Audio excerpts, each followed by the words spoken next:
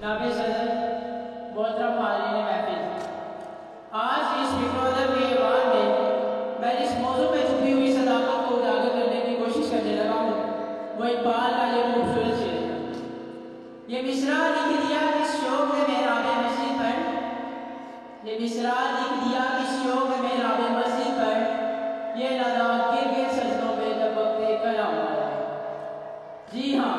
आज आप हमारी कौमी हालत को देखें तो इस बात का अंदाजा आप हमारी मस्जिदों में उठने वाली सदाओं से अंदाजा लगा सकते हैं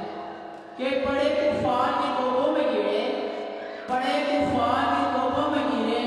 गिराने पर आसमां से पत्थर। मैं कोई काम कर सकता नहीं हूँ मेरे मौला मेरे सब काम तू कर। जी हाँ मोहतरम सामईन,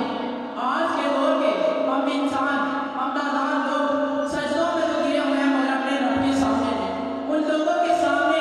जो जिन्हें आज नहीं तो कल खुद देखना एक दिन फना हो जाना है। जी हाँ, मैं उन लोगों की बात कर रहा हूँ, वो सफेद फार्म लोग जिनको आज छोटे से छोटे और आला से आला तबके के लोग सजदा कर रहे हैं। जी हाँ, मैं उन सफेद फार्म लोगों की बात कर रहा हूँ जिन्हें आज हमारा हुक्मरान तबका सजदा कर रहा है, जिसकी वजह से आज हम मुसलमान 57 से ज़ायद इस्लामी ममालिक सिवाय ईरान और फ़लस्तीन के आज भी उनके आगे सजदा करने पर मजबूर हैं। आज के इस दौर के अगर इसी हकीकत को देखा जाए कि अगर हम मुसलमान ये मिसरा लिख दिया इस शौक में मेहराब मस्जिद पर, मेहराब मस्जिद तो सिर्फ अल्फाज इस्तेमाल हुए हैं, इसकी हकीकत के बरचे जब आप वहाँ मसाजिद में जाकर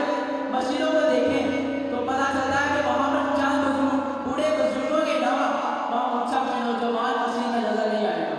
उसकी सबसे बड़ी वजह यह है कि हम नौजवानों ने 5 वक्त की नमाज की बजाय सफ़ेद फार्म लोगों के तौर तरीके अपना लिए, सफ़ेद फार्म लोगों को सजदा करना शुरू कर दिए और उन्हीं के तौर तरीकों को इस्लाम से बाला समझना शुरू कर दिया। आज के तरक्की याफ्ता दौर में इकबाल का मुझे जुमला वही शेर याद आ गया कि अपनी मिल्लत पर कयास कौम मगरिब से न कर, अपनी मिल्लत पर कयास कौम मगरिब से न कर, खास है तरकीब कौम रसूल हाशिम। जी हाँ मोहतरम सामईन, आज के इस दौर में